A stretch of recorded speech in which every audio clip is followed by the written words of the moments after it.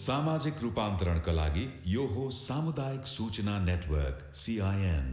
अहिले बेलुकीको 7:30 बजेको छ। सामुदायिक सूचना नेटवर्क CIN बाट अब प्रसारण हुँदैछ साझा खबर।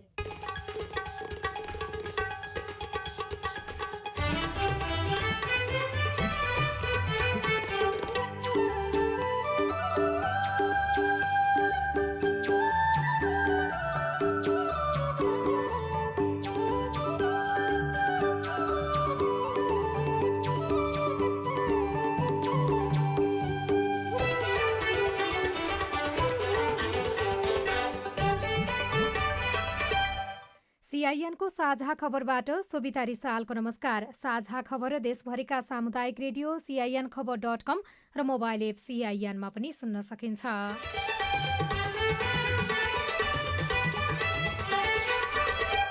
आगामी चैतमा पार्टीको महाधिवेशन गर्ने नेकपाको निर्णय, एमसीसीलाई अनुमोदन गरिने, प्रचण्डको कार्यकारी भूमिकालाई हस्तक्षेप नगर्ने सहमति, प्रधानमन्त्री सरकार सञ्चालनमा मात्रै केन्द्रित हुने। कार्यविभाजन प्रतिवेदनमा जसरी दुईटा अध्यक्षको त्यहाँ मूर्तरक रूपमा प्रस्तुत भएको छ त्यही अनुरूप नै निर्णय भयो। कार्यकारी भूमिका सहित प्रचण्डले पार्टीको अध्यक्षता गर्नुभयो। काठमाडौँ उपत्यका कोरोनाको केन्द्र बन्यो। एकै दिन 696 जना थपिए। कोरोना रोकथामको लागि छुट्टै संसदीय समिति बनाउन माग गर्दै सभामुखलाई सांसदहरूको ज्ञापन पत्र। सभामुखको हैसियतले उहाँले गरिदिनु भयो भने एउटा संसदीय समिति बनाऊ, कोभिडलाई मात्रै फोकस गर्ने, त्यसमा विविध आयामी पक्ष छन्। नेपालको आर्थिक स्वतन्त्रताको अवस्थामा सामान्य सुधार, पाठ्यपुस्तक पुगे नपुगेको अनुगमन गर्न शिक्षा विकास तथा समन्वय इकाइलाई सरकारको निर्देशन। आगामी 3 दिन वर्षा हुने सम्भावना। माटोको भाँडा बनाउने व्यवसायलाई कोरोनाको कहरले छेकेन। यो काममा चाहिँ हामी सबैजना खुसी छौँ, किनभने यस्तो कोभिड-19 को केस भइराखेको टाइममा पनि हाम्रो काम चाहिँ चलिरहेको छ। र भारत र चीनबीच सीमा विवाद कम गर्ने सहमति। चीनबाट आउने जोसुकैलाई पनि गोली हान्न उत्तर कोरियाली नेता किम जोङ उनको आदेश।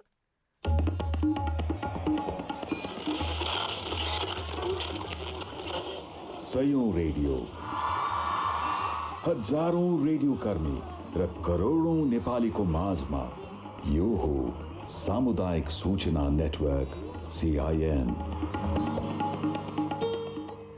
परामर्श सेवाका नाममा सरकारी ढुकुटीबाट अस्वाभाविक रकम खर्च भइरहेको छ।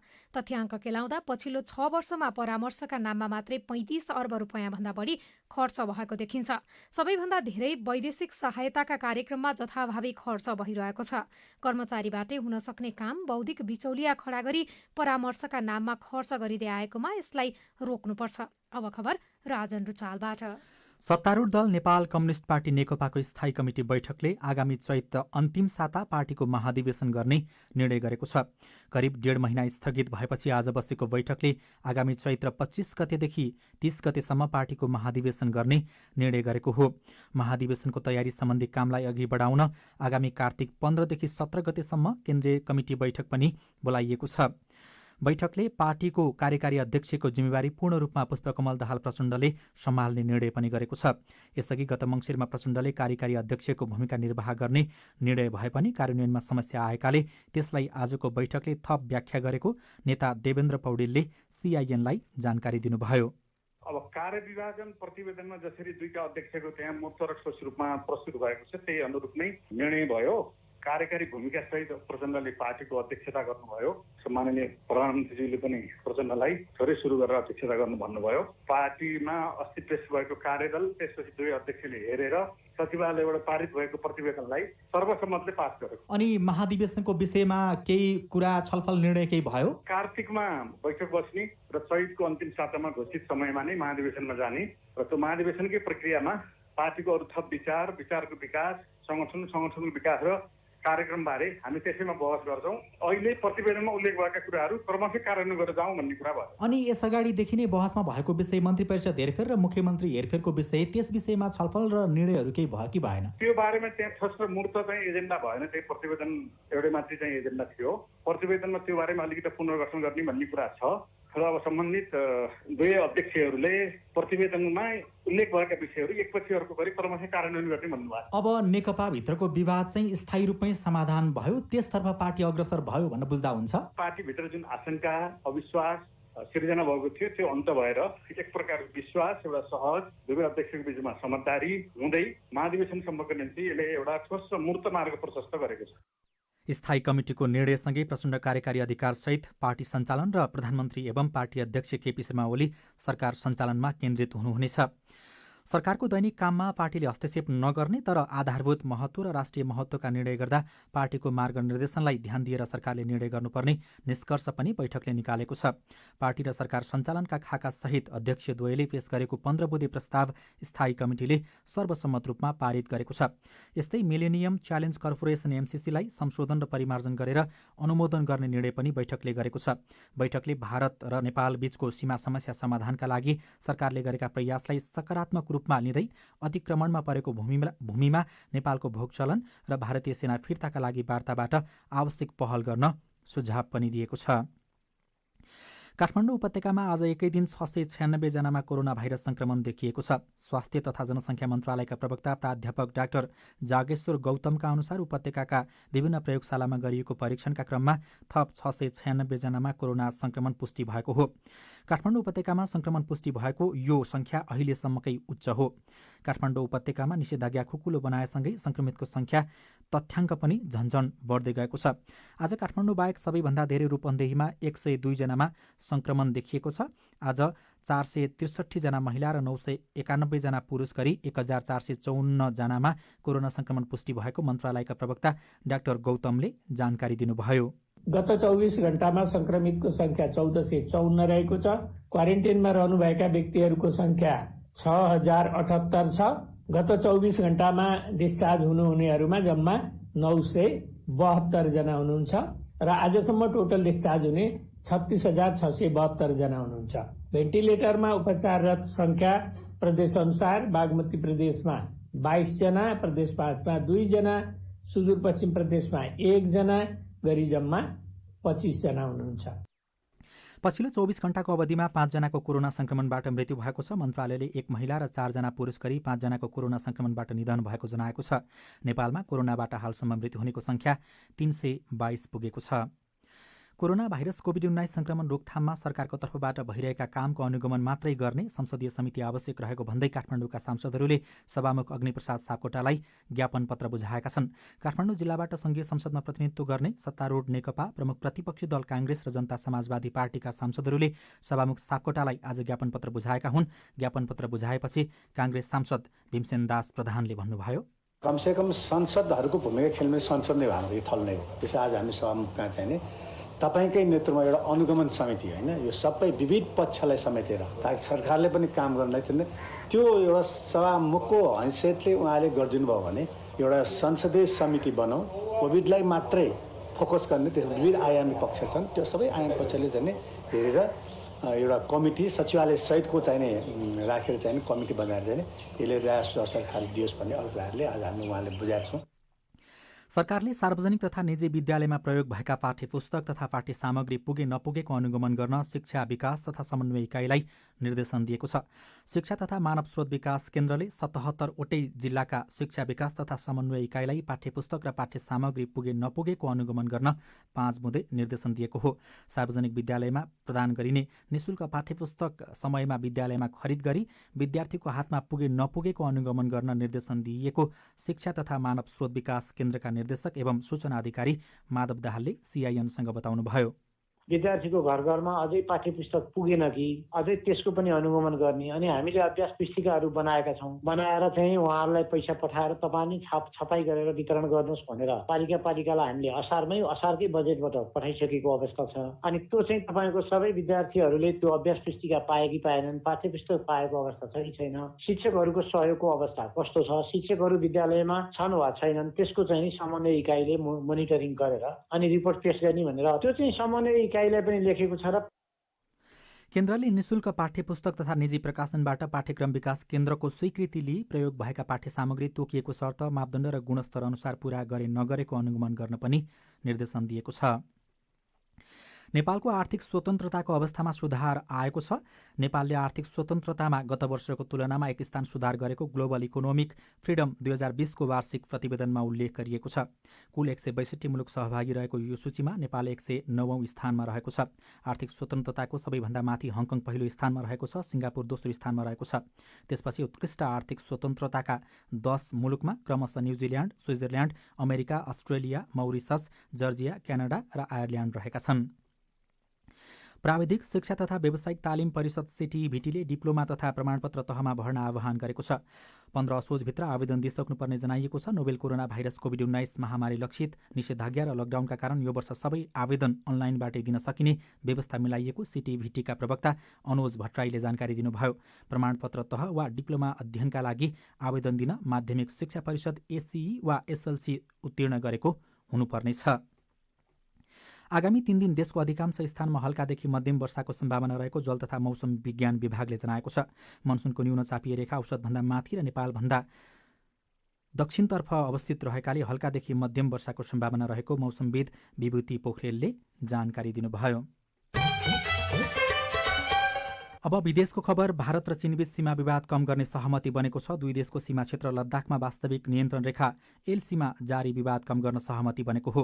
भारतीय विदेश मन्त्री एस जयशंकर र चीनिया विदेश मन्त्री वाग यी बीच हिजो रुसको मस्कोमा भएको भेटवार्तामा यस्तो सहमति बनेको भारतीय सञ्चार माध्यमहरूले जनाएका छन्। र उत्तर कोरियाली नेता किम जोङ उनले चीनतर्फबाट आउने जोसुकैलाई गोली हान्न आदेश दिनुभएको अन्तर्राष्ट्रिय सञ्चार माध्यमहरूले जनाएका छन्। उत्तर कोरियाले कोरोना भाइरसको संक्रमण रोक्न प्रयत्न गरिरहेको छ। दक्षिण कोरियामा तैनात अमेरिकी फौजका कमान्डरले किमले यस्तो आदेश दिएको जानकारी दिइएको बताइएको छ। राजन रुचाल।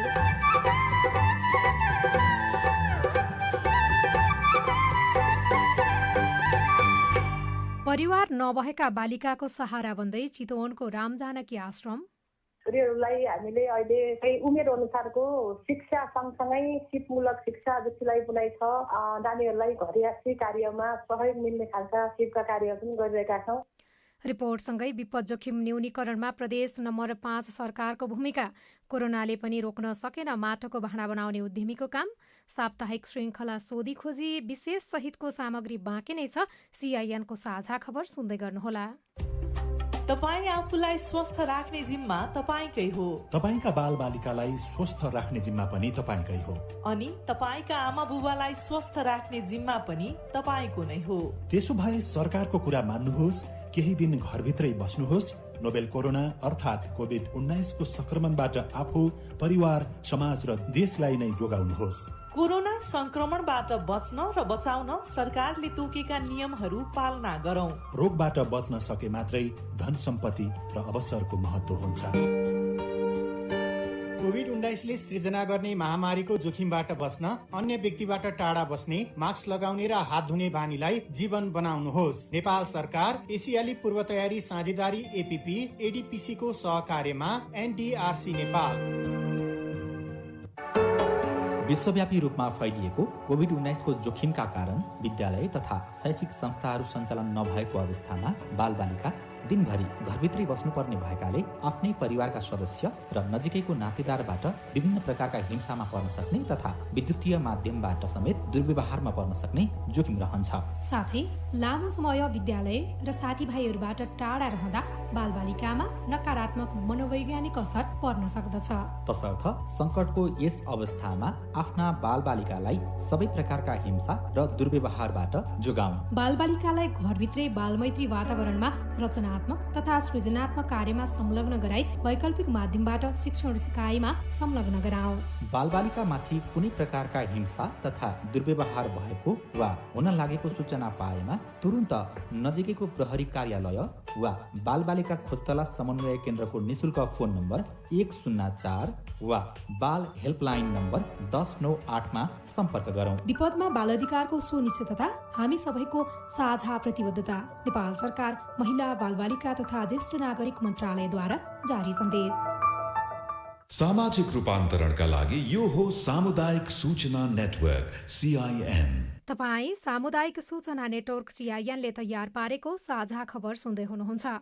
भक्तपुरमा एकै घरका 3 जना आफ्नै घरमा मृत भेटिएका छन्। मध्यपुर थिमी नगरपालिका 9 निकोसेरामा सुदीप अधिकारी उहाँका श्रीमती सुशीला र छोरा सुशान्त मृत अवस्थामा भेटिएका हुन्। प्रहरी स्रोतका अनुसार उनीहरूको कुकुर पनि मृत नै भेटिएको छ। घटनाबारे जानकारी पाएपछि भक्तपुरका एसपी तारादेवी थापा र महानगरीय अपराध महाशाखाका प्रमुख एसएसपी दीपक थापा घटनास्थलमा पुग्नु भएको छ, तर यसको विस्तृत विवरण भने आउन बाँकी रहेको प्रहरीले जनाएको छ। यात्रा विवरण नै नभएका व्यक्तिलाई कोरोना संक्रमण देखिएपछि पर्वतको कुस्मा बजार पूर्ण रूपमा बन्द गरिएको छ। स्थानीय सरकार र प्रशासनले कुस्मा बजार क्षेत्र एक साताका लागि सील गर्ने निर्णय गरेको हो। पोखरा स्थित क्षयरोग उपचार केन्द्रमा आज गरिएको परीक्षणमा कुस्मा 3 का 68 वर्षका र कुस्मा 3 का 23 वर्षका पुरुषमा कोरोना संक्रमण पुष्टि भएको थियो। रेडियो शालिग्राम पर्वतले खबर पठाएको छ। मुगुको उत्तरी क्षेत्रमा पर्ने सोरु गाउँपालिकाका 900 घरधुरीका महिलाले अहिलेसम्म प्रसुति सेवा पाउन सकेका छैनन्। सोरु गाउँपालिका वडा नम्बर 5 का नेहेर तथा वडा नम्बर 4 का फोतु र लिब्रु गाउँका गर्भवती महिलाले स्वास्थ्य सेवा अन्तर्गत प्रसुति सेवा पाउन नसकेको स्थानीय अङ्गसरा शाहीले जानकारी दिनुभएको रेडियो मुगुले खबर पठाएको छ। महेन्द्र राजमार्ग अन्तर्गत मध्यबिन्दु नगरपालिकामा रहेको गिरुवारी खोलाको पुल जीर्ण बनेको छ। पुल जीर्ण भएपछि अहिले एकतर्फी रूपमा मात्रै सवारी साधन सञ्चालन भइरहेको छ। मध्यबिन्दु नगरपालिका वडा नम्बर 7 र 8 को बीचमा रहेको गिरुवाबारी खोलाको पुल भत्किएपछि अहिले मर्मतको काम भइरहेको रेडियो दर्पणले जनाएको छ। दाङ, बाढी पहिरो, भूक्षय, आगलागी र सर्पको डसाई जस्ता विपदको बढी जोखिममा छ। यसपटक कोरोना भाइरसको समस्या पनि थपिएको छ। विपद जोखिम न्यूनीकरणको लागि स्थानीय सरकार र प्रदेश सरकारको भूमिका कस्तो रह्यो? दाङमा प्रदेश सरकारले कोरोना संक्रमण व्यवस्थापन बाहेक अन्य विपदका लागि 2 महिनामा 21 लाख रुपैयाँ भन्दा बढी खर्च गरिसकेको छ। प्रदेश सरकारले सूचना केन्द्र स्थापना, बाढीका कारण प्रभावितलाई राहत वितरण र क्षति भएका घर पुनर्निर्माण लगायतका काममा सहयोग गरिरहेको छ। दाङका प्रमुख जिल्ला अधिकारी गोविन्द प्रसाद रिजाल, जिल्ला आपतकालीन कार्य सञ्चालन केन्द्र छ, त्यसलाई सघाउनको लागि जिल्ला सूचना केन्द्रको स्थापना गरेको छ प्रदेश सरकारले र विभिन्न ठाउँमा घटेका घटनाहरूको बारेमा सूचना लिने र रिपोर्टिङ गर्ने कामहरू भइरहेको छ। दाङमा सर्पको पनि बिगबिकी रहेको छ। सर्पले डसेर दाङमा गत आर्थिक वर्षमा 15 जनाको मृत्यु भएको थियो। त्यसमध्ये पनि देउखरी सर्प दंशको बढी जोखिममा छ। यसैले मध्यनजर गर्दै चालु आर्थिक वर्षदेखि भने गडुवामै सर्प दंश उपचार केन्द्र सञ्चालनमा आउँदैछ। यसको लागि स्थानीय तहलाई प्रदेशले सहयोग गरेको छ। यस्तै प्रदेश सरकारले डिभिजन वन कार्यालय मार्फत खोलाका बगर तथा भूसय हुने सम्भावना भएका क्षेत्रमा वृक्षारोपण गर्नुका साथै पहिरो नियन्त्रणमा पनि काम गरिरहेको छ। वन कार्यालयका सूचना अधिकारी खिमबहादुर केसी, डिभिजन वन कार्यालय दाङले यो वर्ष बृहत्तर वृक्षारोपण भनेर हामीले एउटा अभियान चलाएको थियौँ। 1 लाख टिमुर वृक्षारोपण भनेर अभियान थियो। त्यस्तै तेस्रो अभियान चाहिँ शून्य वन डढेलो अभियान भनेर तेस्रो अभियान थियो भने दाङ जिल्लाको सालको हैसियत बिग्रेका वनहरूमा व्यापक थिनिङ गरेर त्यसलाई चाहिँ समृद्ध वन बनाउने अभियान भनौँ, थिनिङ अभियान। मुख्य 4वटा अभियानलाई चाहिँ हामीले अब 76-77लाई चाहिँ अभियानको रूपमा अगाडि बढाएको थियौँ र त्यो 4वटै अभियानमा हामीले 100% नतिजा हासिल गरेका छौँ। दाङमा यो पटक ठुलो प्रकोप नआए पनि जुनसुकै समय विपद आउन सक्नेतर्फ सचेत रहेर तयारी अवस्थामा रहेको प्रदेश सरकारले बताएको छ।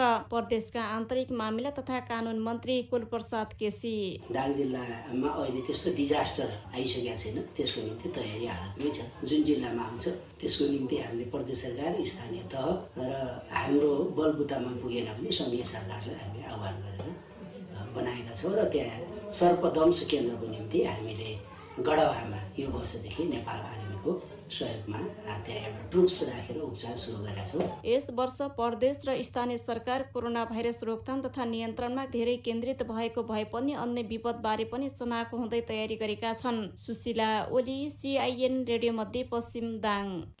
राम जानकी आश्रम चितवनमा बेसहारा बनेका र आमाबुवा गुमाएका 32 जना बालिकाहरू बसिरहेका छन्। आश्रममा 6 वर्षभन्दा मुनिका बालिकाहरू बस्न पाउँछन्। आश्रममा बसेका बालिकालाई उच्च शिक्षासम्म अध्ययन गराउने उद्देश्य आश्रमले राखेको छ। राम जानकी बालिका आश्रममा बेसहारा बनेका बालिकाहरू बस्दै आएका छन्। आश्रममा 5 वर्ष अघि 68 जना बालिका रहेका थिए भने हाल आश्रममा 32 जना बालिकाहरू रहेका छन्। उनीहरू विद्यालय तहमा पढिरहेका छन्। राम जानकी बालिका आश्रमका महासचिव रामेश्वर खनाल। आधुनिक शिक्षा र गुरुकुलीय संस्कार प्रदान गर्दै व्यवस्थित रूपले पालन पोषण गर्ने कार्य भइरहेको छ। हामीले नेपालको एकमात्र कन्या गुरुकुल जसलाई सडकमा रहेका बालबालिकालाई पनि भविष्यमा गएर उज्जवल भविष्य निर्माण गर्ने उद्देश्यले आधुनिक शिक्षा र गुरुकुलीय पद्धति अनुसार शिक्षा र संस्कार प्रदान गर्दै आएको। केही बालिकाहरूलाई परिवार र आफन्तसँग पुनर्मिलन पनि गराइएको छ। सम्बन्धित जिल्लाको जिल्ला प्रशासन कार्यालय र नगरपालिका या गाउँपालिकाबाट सिफारिस सहित आएमा बालिकाहरूलाई आश्रममा राखिनेछ। बालिकालाई आश्रममा शिक्षा, स्वास्थ्य र अन्य विकासका लागि पनि राम्रो वातावरण रहेको बताउनुहुन्छ आश्रमका अध्यक्ष सावित्री टण्डन।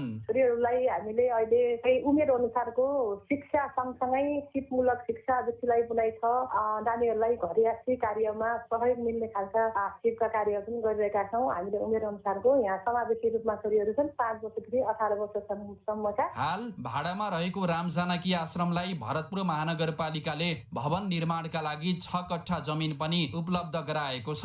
Subhash Lamichhane, CIN radio देवघाट Tanahun. तपाईँ सामुदायिक सूचना नेटवर्क CIN ले तयार पारेको साझा खबर सुन्दै हुनुहुन्छ। कृषिमा आबद्ध हुन चाहने युवा सरकारको साथ खोज्दै कृषि तथा पशुपन्छी पालनमा आकर्षित गर्ने गरी सरकारले कुनै किसिमको युवा लक्षित कार्यक्रम सञ्चालनमा ल्याएको छ कि छैन? त्यो ऋण चाहिँ कस्ता किसानले पाउने हुन् र त्यो ऋण पाउन कस्ता ब्याङ्कमा जानुपर्ने हो? सहुलियत ऋण कहाँ र कसरी पाइएला? कृषि मन्त्रालयका अधिकारीसँगको कुराकानी। संविधान, योजना र नीति केलाउँदै तीनै तहका सरकारसँग जवाब खोज्दै नागरिक। सोधी खोजी विशेष श्रृङ्खला सहितको सामग्री बाँकी नै छ। CIN को साझा खबर सुन्दै गर्नुहोला।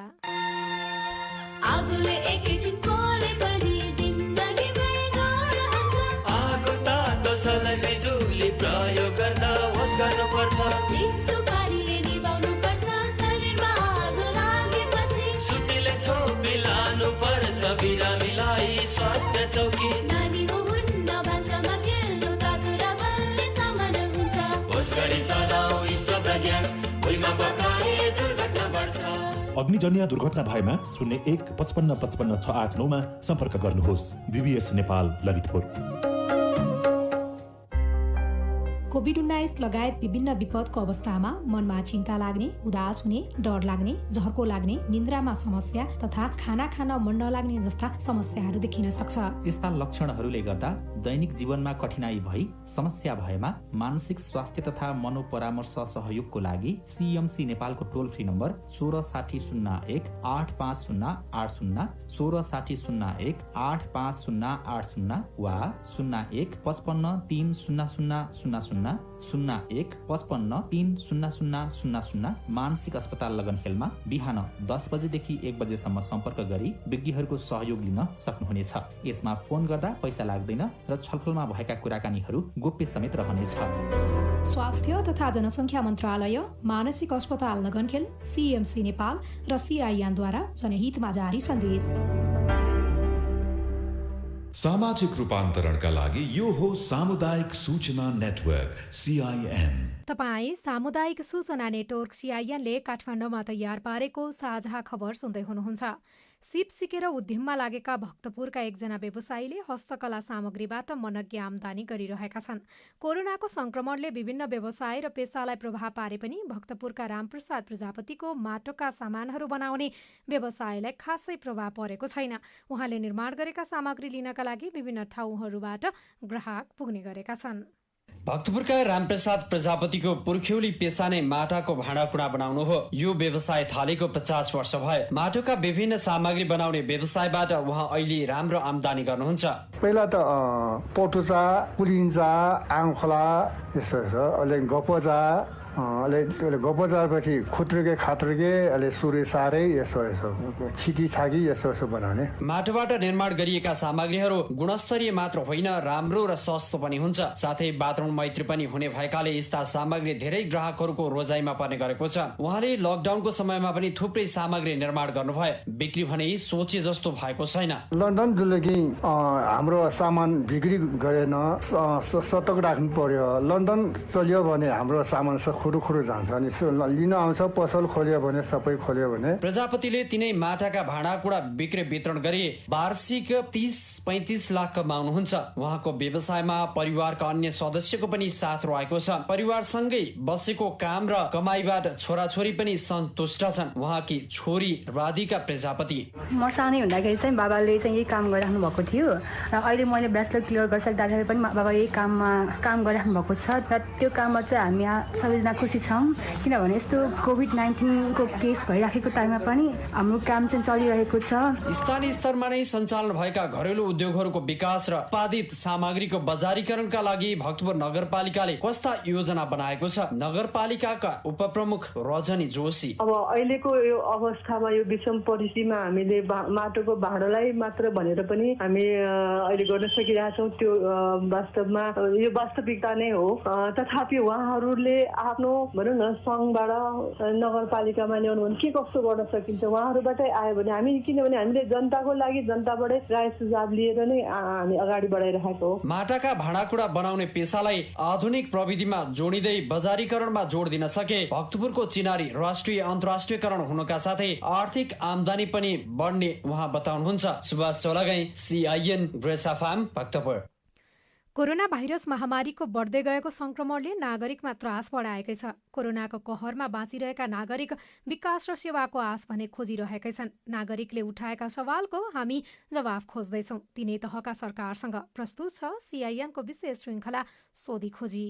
म रमेश ओली, सानीबेरी गाउँपालिका वडा नम्बर 10 रुकुम पश्चिमबाट युवाहरूको बढ्दो विदेश पलायन रोक्न तथा विदेशबाट फर्किएका र बेरोजगार युवालाई कृषि तथा पशुपन्छी पालनमा आकर्षित गर्ने गरी सरकारले कुनै किसिमको युवा लक्षित कार्यक्रम सञ्चालनमा ल्याएको छ कि छैन? बेरोजगार युवाका लागि सरकारको योजना के छ? संघीय सरकारको कृषि तथा पशुपन्छी विकास मन्त्रालयका प्रवक्ता डाक्टर हरिबहादुर केसीको जवाफ यस्तो छ। पालिकाहरू, प्रदेश सरकारहरू र हाम्रो केन्द्र सरकारबाट पनि कार्यक्रमहरू, कामहरू भइरहेछ। तपाईँ के गर्न चाहनुहुन्छ, तपाईँको ठाउँमा के गर्दा राम्रो हुन्छ, के ठिक हुन्छ र त्यसको प्राविधिक जानकारी आफूले लिनुपर्छ र प्राविधिक जानकारी भइसकेपछि अनि त्यसपछि त्यसका पुँजीका कुरा, बजारका कुरा आउँछन्। हामीले बजारको सुरक्षितताको कुरा गरेका छौँ, अब बिस्तारै बिचौलियाहरू घटाउने कुरा गरेका छौँ। यी कुराहरूले गर्दाखेरि भोलिका दिनमा बजारमा नि अलिक सहज होला। म तेह्रथुम जिल्लाको म्याङ्लोङ नगरपालिकाबाट अहिले सरकारले विशेष सहुलियत ब्याज दरमा किसानहरूलाई लगानी गर्ने भनेर दिनै पछि समाचारमा सुन्न सकिन्छ। तर यहाँ रहेका स्थानीय कमर्सियल ब्याङ्कहरूले अत्यन्तै राम्रो ठाउँमा सहरी क्षेत्रमा धितो खोज्छन्। यदि सहरी क्षेत्रमा धितो हुने किसानहरू भए त ऋण माग्नै पर्ने थिएन। वास्तवमा त्यो ऋण चाहिँ कस्ता किसानले पाउने हुन् र त्यो ऋण पाउन कस्ता ब्याङ्कमा जानुपर्ने हो? किसानका नाममा सरकारले हरेक वर्ष विभिन्न कार्यक्रम घोषणा गर्छ, तर वास्तविक किसानले सरकारबाट पाउने सहुलियत किन पाउँदैनन्? कृषि मन्त्रालयका प्रवक्ता डाक्टर केसी भन्नुहुन्छ। छुट्टै ब्याङ्क छुट्याइएको छैन। पहिला यो कृषि विकास ब्याङ्क मार्फत जाने कि भन्ने कुरा थियो। अहिले चाहिँ सबै ब्याङ्कले सेवा दिने भनेर सुरु गरिएको छ। किसानहरूलाई क्रेडिट कार्ड दिने र त्यो क्रेडिट कार्डसँगै ऋणको व्यवस्थाहरू गर्ने भन्ने कृषि विकास ब्याङ्कको छुट्टै कार्यक्रम पनि छ। नेपाल सरकारले नै पैसा दिएर अन्य ब्याङ्कहरूले पनि कृषिमा लगानी गर्नुपर्छ, कम्तीमा 10% र यो 15% पुर्याउने 2080 सम्म भन्ने कुराहरू छ। सबै ब्याङ्कले दिनुपर्छ। तपाईँहरूको नजिक कुन ब्याङ्क छ भन्ने कुरा हो। व्यवसाय सुरु गर्नलाई ऋण पाउने गाह्रो, सुरु गरेकालाई पनि कोरोनाको महामारीले झन अप्ठ्यारो पारेको छ। मेरो नाम दीपक थापा हो। मेरो घर सिन्धुली जिल्ला कमलामाई नगरपालिका वडा नम्बर 7 मा पर्छ। म कुखुरा पालन कृषक हुँ। हामी कुखुरा पालन कृषकले एउटा चल्लाको 80 पर्छ। एक बोरा दानाको मूल्य 3300 पर्छ। तर 1 केजी कुखुराको 150 देखि 160 मा 15,000 गाडी भाडा प्रति गाडीको तिरी काठमाडौँमा लगेर बेच्नुपर्छ, जहाँ सिन्धुलीमा भन्दा 20 देखि 30 रुपियाँ प्रति केजी सस्तो छ। यसरी बेच्दा हामीले कसरी बालबच्चा पाल्ने, के खाने, के बचाउने र कसरी बैको किस्ता तिर्ने भन्ने हामीलाई चिन्ता छ। किसानको यो चिन्ता सरकारले कसरी समाधान गर्न सक्ला? दुईटा कुरा हुन्छ बजारको कुरामा। एउटा कुरा चाहिँ उत्पादन खर्च कसरी घटाउन सकिन्छ भन्ने कुरा आउँछ। दोस्रो कुरा चाहिँ त्यसको मूल्य कसरी बढी पाइन्छ भन्ने कुरा आउँछ। बजारको मूल्य भनेको काठमाडौँको कुरा गर्दाखेरि यहाँ त्यो सिजनल छ, कहिले एकदमै उत्पादन बढी भयो भने एकदमै कम पनि भएको छ, कहिले चाहिँ मूल्य बढी पनि हुन्छ। किसानहरू आफूले पनि अलिकति रणनीतिक हिसाबले कुन सिजनमा मूल्य बढी हुन्छ त्यो समयमा चाहिँ आफ्नो उत्पादन धेरै निकाल्ने हिसाबले एउटा उपयुक्त हुन्छ। दोस्रो कुरा चाहिँ यदि आफ्नै ठाउँका वरिपरि त्यो खालको बजार छ भने बजार चाहिँ खोजी गर्नुपर्ने हुन्छ। यस्ता कुराहरूमा चाहिँ अब व्यवसायीहरू पनि आफ्नो उत्पादनलाई प्लानिङ गर्न सक्नुभयो भने सहज हुन्छ। व्यवसायिक किसान कोरोनाले निम्त्याएको संकटमा सरकारको सहुलियत पाइएला कि भन्ने आशामा छन्। बाजुराको बुढीनन्दा एकका 400 परिवार भने लामो समयदेखि खानेपानीको आशामा बाँचिरहेका छन्। धारा बन्ला र पानी आउला भन्ने आशामा बसिरहेका नागरिक गाउँ तलको कुवाको पानी पिउन बाध्य छन्। ल्याउने भनिएको खोपीघट्टी बृहत खानेपानीको नाममा ओडाबाट 1 करोड बढी खर्च गरिसकेको छ। विभिन्न समयमा बनेको कार्य समितिले रकम गुम्याउने काम मात्रै गरेको देखिन्छ। यस्तो पाराले गाउँलेले पानीको प्यास कहिलेसम्म मेटाउलान् त? खानेपानीको समस्या किन समाधान हुन सकिरहेको छैन? बुढीनन्दा नगरपालिकाका निमित्त प्रमुख प्रशासकीय अधिकृत रामदत्त नेउपानेले सीआईएनसँग भन्नुभयो, बहुवर्षीय आयोजनाभित्र पर्दछ, जसका लागि हामीले विगत 2 वर्षको कार्यकालमा लगभग गाउँसम्म खानेपानीको लाइन खनेर र 20 ट्याङ्की तयार भइसकेको अवस्थामा छ र यस वर्ष पनि बजेट विनियोजन भएर हाम्रो अब काम सञ्चालन हुने तयारीमा छौँ। तपाईँ पनि आफ्नो ठाउँको बाटोघाटो, धारा, पानी, बिजुली र विकासका अन्य काममा भएका अनियमितताको विषयमा सीआईएनमा प्रश्न राख्नुहोस्। सोधी खोजीको बाँकी भाग भोलि बिहानको साझा खबरपछि सुन्न सक्नुहुनेछ। नेपाल कम्युनिस्ट पार्टी नेकपाले आगामी चैतमा पार्टीको महाधिवेशन गर्ने निर्णय गरेको छ। नेकपाले एमसीसीलाई अनुमोदन गर्ने निर्णय पनि गरेको छ। प्रचण्डको कार्यकारी भूमिकालाई हस्तक्षेप नगर्ने सहमति भएको छ। काठमाडौँ उपत्यकामा कोरोनाका एकै दिन 696 जना संक्रमित थपिएका छन् र विद्यालयमा पाठ्यपुस्तक पुगे नपुगेको अनुगमन गर्न शिक्षा विकास तथा समन्वय इकाइलाई सरकारले निर्देशन दिएको छ। हवस् त आजलाई साझा खबरको समय सकियो। प्राविधिक साथी सुभाष पन्तलाई धन्यवाद। भोलि भदौ 27 गते बिहान 6 बजेको साझा खबरमा फेरि भेटौँला। अहिलेलाई भने म सोभिता रिसाल पनि बिदा हुन्छु। नमस्कार, शुभरात्रि।